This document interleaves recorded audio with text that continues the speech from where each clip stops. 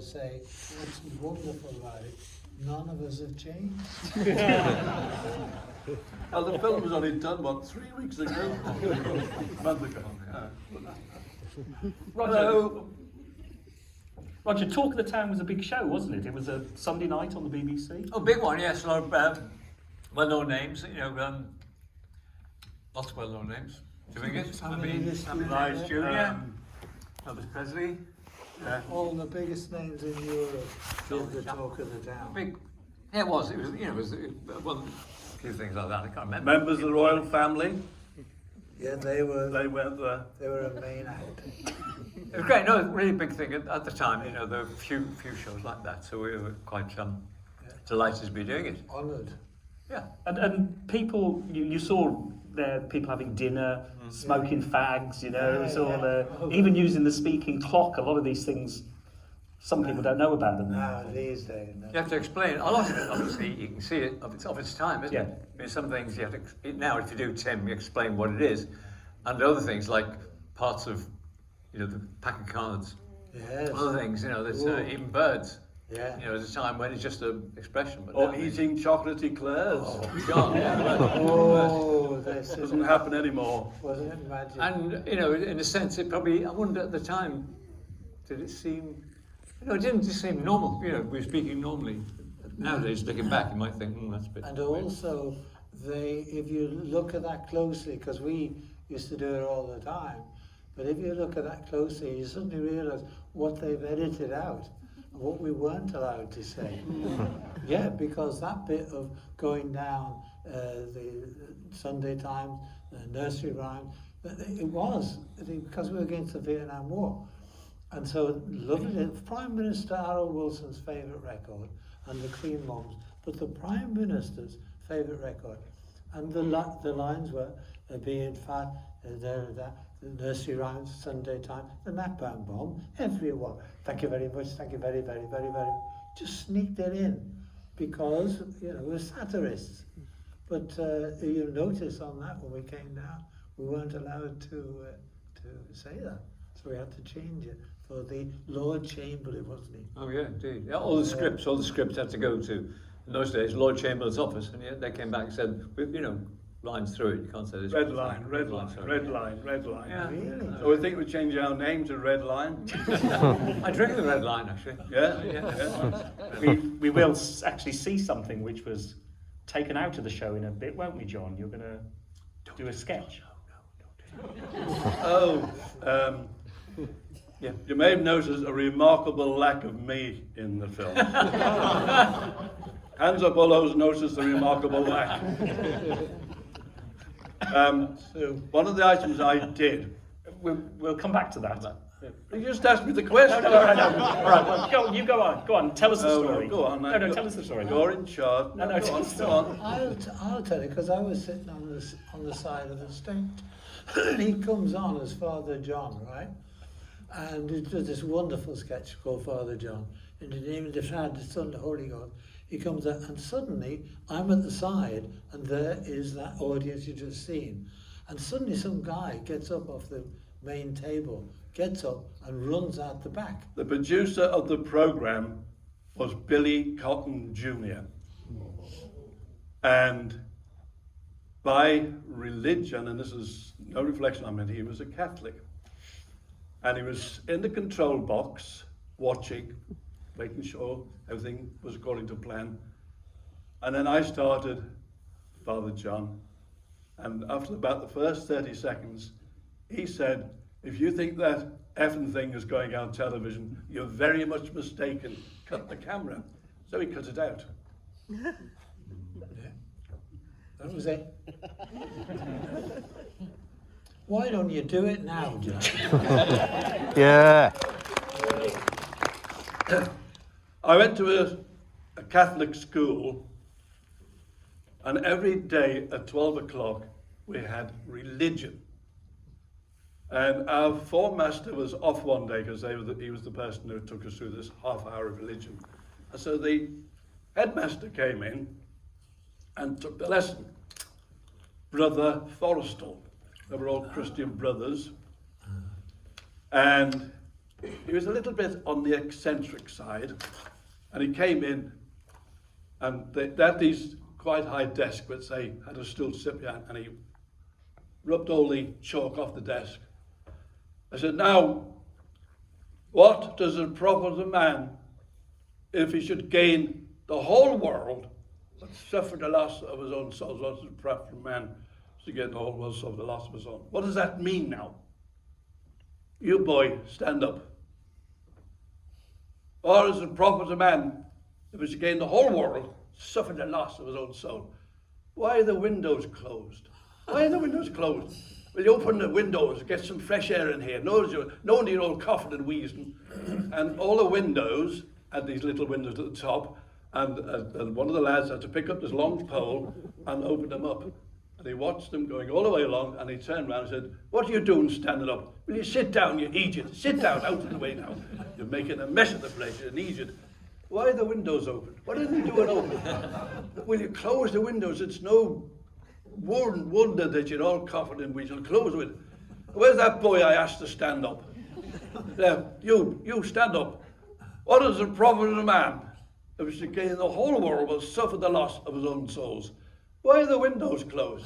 Who closed the windows? I told you to open the window. Open the windows, so get some fresh air. So you open it. What are you doing standing up? The whole of the 30 minutes spent in with the lads standing up and sitting down, the windows being open closed, and them getting no further than what does the profit of a man to get home.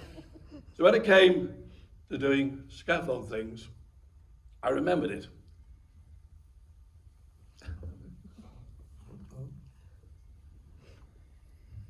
In the name of the Father and the Son and the Holy Ghost, amen.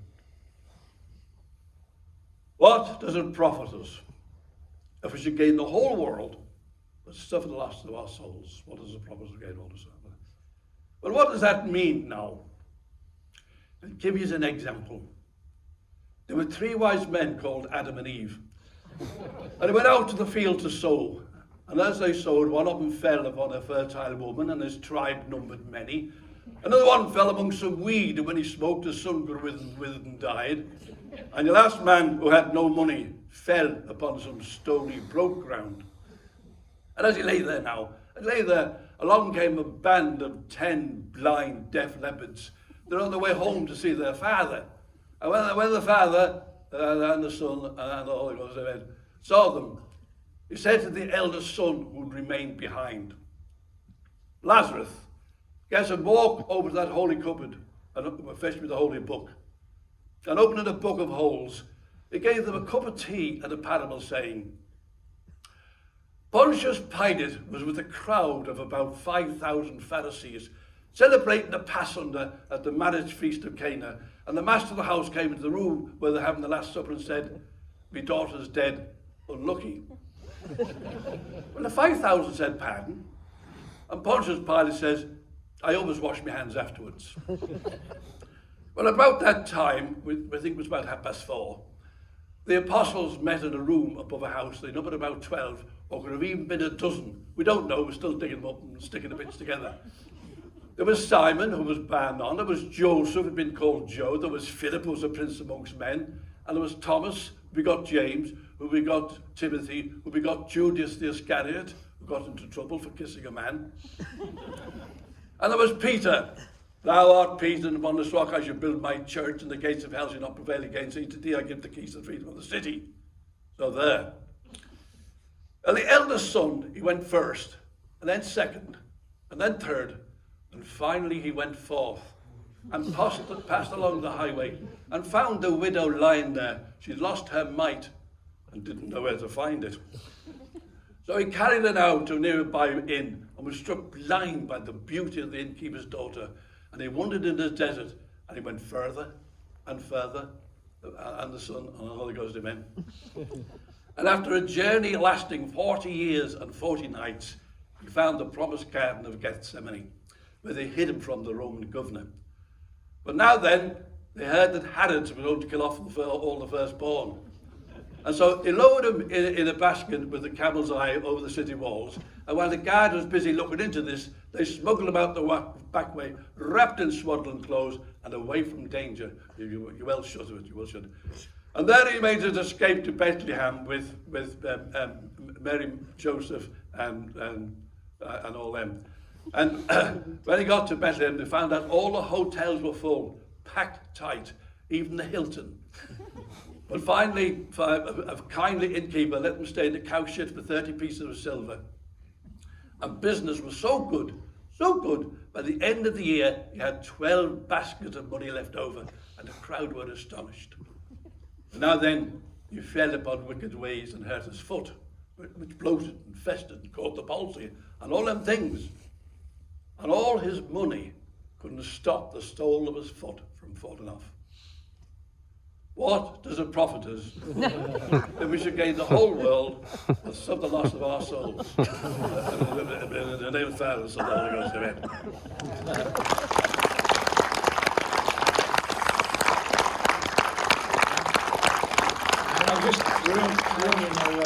Now you know True story. Sorry, Roger. I was just thinking, John mentioned the Irish Christian Brothers, who taught me as well. And they were a fierce lot. I remember this little poem called Another Brick in the Wall. Brother Ryan. Sure, it's like bashing your head against a brick wall, said Brother Ryan, bashing my head against a brick wall. And of course the nuns, we weren't taught by nuns, but nuns could be heavy as well. Like cousin Pam, who told me about the nuns at her school. It ain't no fun being bullied by a nun. You ask my cousin Pam, the punch bag of Notre Dame. Sorry. As I well, thought it punch bag of Notre I Dame. was I was christened a Catholic too. But I wasn't brought up by Christian brothers because my mum said to me, Dad, want to bring them up Catholic. And my dad said, well, yeah, you can call them Catholic, but they're not going to Catholic schools. Too much religion, not enough education in those days. And that's what happened to us. I just thought I'd throw my Catholic. Yeah, this thing has gone very interesting, isn't it? It's not just like fun and comedy, it's like education. Hard-hitting education. Isn't it? Yeah. But it was really, anybody here taught by Christian brothers? Not a lot. No. Bit of an oxymoron because Christian brothers. And they all had these leather straps, which are 12 inches long, where if you committed some sort of educational sin, like you didn't do your homework correctly, you had to hold your hands out and they would hit you on the hands. Sometimes, if you were really provocative, you got it on the bum. Never happened to me, unfortunately. And we had one brother, Brother Powell, who was sadistic beyond measure. He pulled me out of the class one day because I had said something, got hold of my wrist, which they used to hold out, and he had hold of it, and he had the strap up here. I said, Gorman, you're typical of the sort of boy we get in this class, and I'm going to teach you a lesson. And he stopped short, and because you're always anticipating, and he pulled it back in and said, and I'm going to use you as an example to all you boys out there to show you that you shouldn't behave the way you do. Stop short again. He did that 4 times. So in the end I was thinking, it's not going to do it. And then suddenly he went, bam, and hit me so hard. And I was thinking, it's bad enough being hit, but to make pleasure out of it, well, I enjoyed it, But Mike, So hold on, so my dad was right then. Yeah. Sorry. this film was lost for years, wasn't it? How was it found? This was quite fascinating. There's a Liverpool bloke. Wigan, he's from Wigan. That's what I said, there's Liverpool bloke from Wigan. And do you ever remember that thing on the news? It was major news, where off Nigeria, off Africa, these, I think they were Boko Haram, anyway, terrorists, boarded with little boats, came out to these big container ships, got up on the top with the Kalashnikovs, burst open the door of this cabin, and this guy and his mates were in there, and they just said, all you lot here, you get in the boats now, with these guns trained on them. And then took them up the little boat off to Africa, to Nigeria, I think. and held them ransom. Do you ever remember that? That was on major news. Yeah. This guy that from Liverpudlian from Wigan was one of those men on that thing. So the Nigerian government was, so apologetic. When he went into the business of looking for old films, he toured the world, and he's welcome with open arms in Nigeria, because sorry about that, we did that to you, but anything you want, etc. He was the guy. Do you ever see the Morecambe and Wise tapes? Yeah. He was the same man in another part of the world. But here in Nigeria, he was in this office there, and they said, they had these things here, and he said, the scaffolding. He said, scaffolding. I don't, scaffolding, hold on, what's that? Hold on, those names, McGough, Gorman, that's a scaffold. It's not scaffolding, it's not building. It's a thing. Let's have a look. And that's how he found this tape. Brought it back to England and transformed it, colorized it. It's black and white. And that's how that is up there. Quite an extraordinary story. So it was in This man has this business in Liverpool, Wigan, and they collect videos. That's their business, which they can supply to any television company, any film company. And he gets clues from going around the world, and he spends his life traveling around the world looking for these videos. And as Mike says, he was given this hint about going to this cupboard and opening up, and there was these 2 videos. And if you're ever in Wigan or Liverpool, one of the 2, we don't mind, go and have a look at him. It's really brilliant. And if you're ever in Nigeria, check that cupboard. Yeah, Right. check all the cupboards in Nigeria.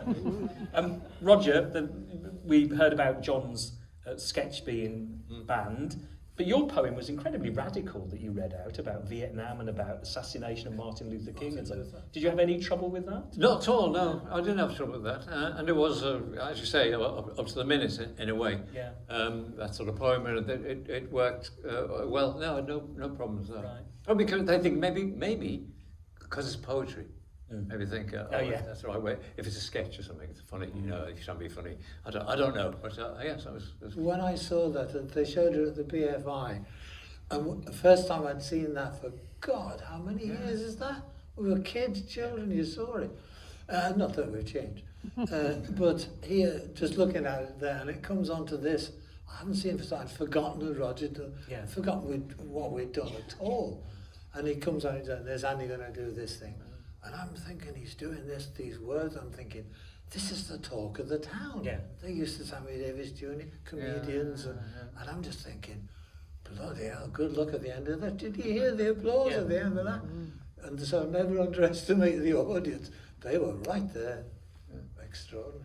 I'm going to see if there's any questions in the audience or comments. I can't actually quite see. If you put your hand up, have we got a roving mic at all? No, shout. Shout. Can you shout and repeat the question? Yeah. I'll go to you first, and then there was 1 second there. Yeah, I've got you. Yeah. First there. Yeah, please. Thank you for that. Really enjoyed it. I'm interested. How did you 3 get together in the first place? So the question was, how did this? It was a question I was going to ask as well. How did the Scaffold get together? Who wants to tell the truth? Well, There John, was a man in Liverpool called, shall I give his name away? yeah. And he owned a theatre, well, it was a cinema in Liverpool called Hope Hall. And he owned 9 of these continental cinemas, but TV came in and the cinemas started to close down. So it was not used for anything except Friday and Saturday. I had a typewriter and a friend called Michael Weinblatt who worked in Andre Bernard's hairdressers with and Lewis Collins and Jimmy Tarbuck all worked in the hairdressers. And I used to meet Mike Weinblatt after he finished on a Saturday, and they shared out all the tips they got during the week and his wages. And he had a fistful of pound notes, 20, And the first thing he always did was go to an art shop, Jackson's, in Slater Street in Liverpool. And I used to go with him while he bought paints and brushes. Then one Saturday, he said, I can't go to the Jackson's, I've got to go to a meeting in the Jacaranda, which was a coffee bar opposite. So I said, well, I'll come with you. And he met a group of people at the back of the cafe. I sat in the window writing a little bit of this and that and the other. And at one point, there was a chap called Arthur Ballard who was taught at the art college. I heard him say, if only we knew somebody who had a typewriter. I used to work with a chap called Alec Frost, and he got a typewriter for his 21st birthday. And he didn't want it, and he said, would I like to buy it? And I paid him £1 for this Olivetti typewriter. So I put up my hand, I said, I've got a typewriter. So Arthur said, could you come over? And he said, what it is, we are the Liverpool Arts Festival for Peace. And we want to send a type letter to an organisation in the Isle of Man. Could you do that? So I said, yes. He dictated what the letter was about. I wrote it down, left the meeting. Next week I went back, I typed it out, typed out the envelope, put a stamp on it and gave it to him. And they sent it off and he said, would you like to be on the committee? Okay. So I became the secretary and it was a festival organised for July. And we had a pipe band come to Liverpool, the university was participating. When the festival was over, I thought we wanted to keep the name of the festival going, so we should do something. So I got in touch with the owner of the Hope Hall, and I said, you close 4 nights a week. Is it possible we can use one of the rooms downstairs to do something to keep the name of the festival going? He said, yeah, get in touch with Mr. Bramhall, who's the theatre manager, and talk to him. Met him in the theatre, showed me around, and they had these downstairs, quite large rooms. He said, you can have the back room on a Tuesday. So, okay, right. Tuesday came, and 106 people turned up to come and see what we were doing, and I charged them £1 each, which is £5 in old money, and I invited people who were on the scene, including Roger, to come down and do an evening entertainment. That was like every Tuesday. Now Mike Weinblatt was going back to Entrepreneurs and he was telling Mike and the people in the staff room what was happening. So Mike came down to see, enjoyed it and said, could he join in? No, you said to me, would you like to join in? And I said... No, it was definitely Wigan. I said, no, I don't do that sort of thing. My brother is in show business. He does that sort of thing. I don't do that sort of thing. And you said, well, all we know, neither do we. And Roger said, I'm a teacher. John said, I'm a post office engineer. And so all we do is read these scripts. And that's what they used to do. No, I didn't know Mike had a brother because in the programme I put him down as Mike Blank. I didn't know his surname. So we did these weekly shows. Now Alan Williams, who owned the Blue Angel Club in Liverpool, and he was the Beatles' first manager, and he sold the contract to a chap called Brian Epstein for £10, so he did really well. Hold on, Brian asked him, Brian asked Alan Williams, he said, what do you think about me taking over the Beatles? And Alan's advice to him, I wouldn't touch him with a fucking barge pole. You said barge pole, Mike. So I went to see Alan Williams and I said, what's the chance of playing in your club? And they had a little place downstairs with a little stage and an audience. And he said, yeah, okay, Monday, Tuesday, Wednesday, Thursday. I said, yeah, that's no problems. Now we needed to have a title. So we went on stage and I'd chosen 8 people to go down to the Blue Angel, including Roger, including Mike, Jenny Beattie, Adrian Mortimer, Adrian Henry. And Silly Mortimer and Jenny Beattie. So we wanted to have a name, so we decided we'd call ourselves the Liverpool One Fat Lady Non-Electric Show. There's one fat lady who's bingo terminology for 8. We were all from Liverpool 8 and non-electric because we didn't play any guitars. On the Monday night, we turned up the Blue Angel, we're standing at the side of the stage, all 8 of us, and Alan goes on to introduce us.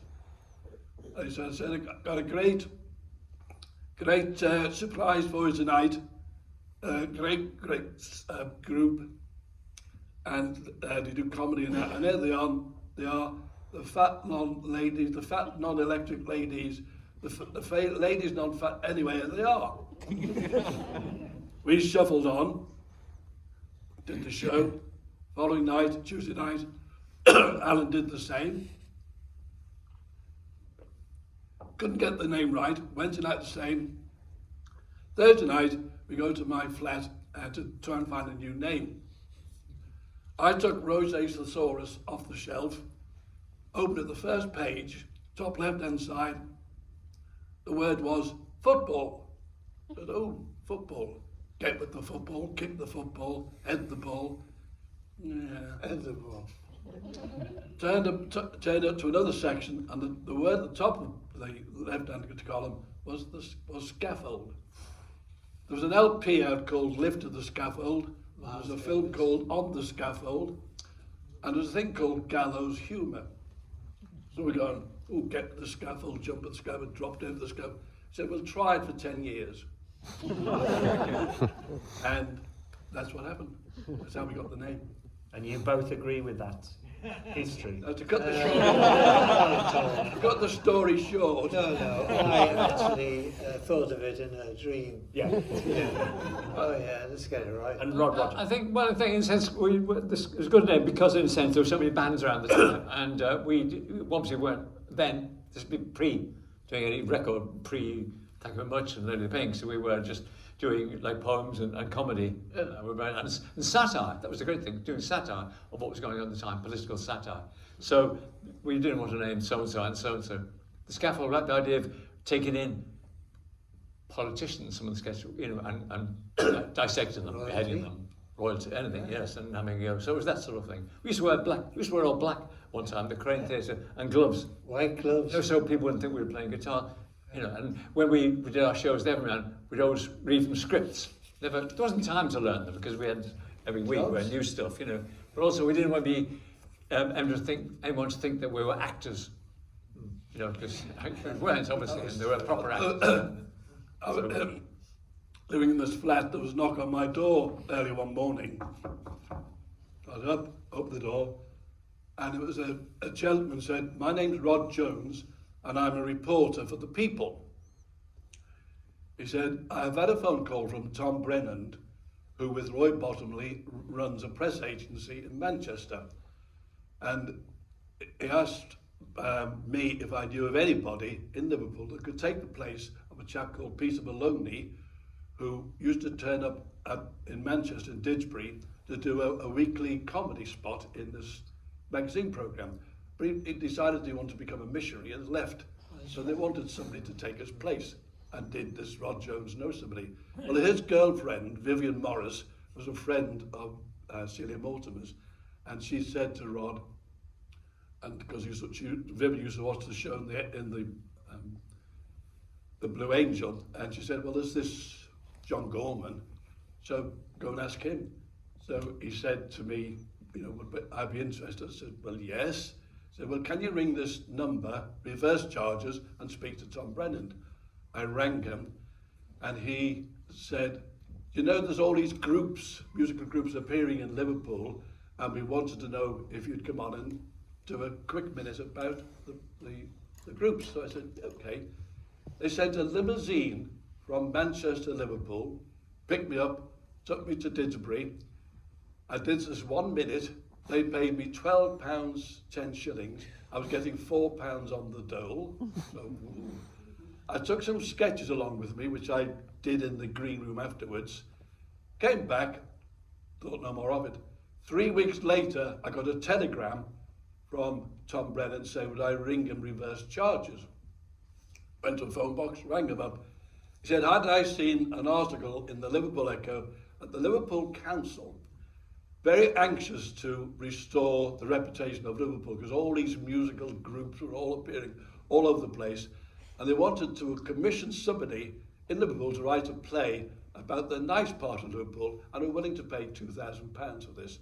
And Tom Brennan, who was from Liverpool, said, you and I know that all the creative activity comes from the centre, because he wanted this play to be about Childwall, which is quite a nice suburb of Liverpool. Said, have you any ideas? I'm in the phone box, and I'm thinking, ideas about something, and I said, oh yeah, we've got this thing that we do called show business, and I said, I come on as an actor going to be or not to be, that is the question. Whether it is noble in the minds to wear Suffer the slings and arrows, suffer the slings and arrows. I interrupted. So he said, that sounds all right. I said, well, it takes two of us, Roger and me. So he said, that's no problem. I ran round to Roger, who was living in 44 Canning Street, and explained the situation. They sent a limousine from Manchester, pick up Roger and I, drive us out to Manchester, paid us both £12, 10 shillings each.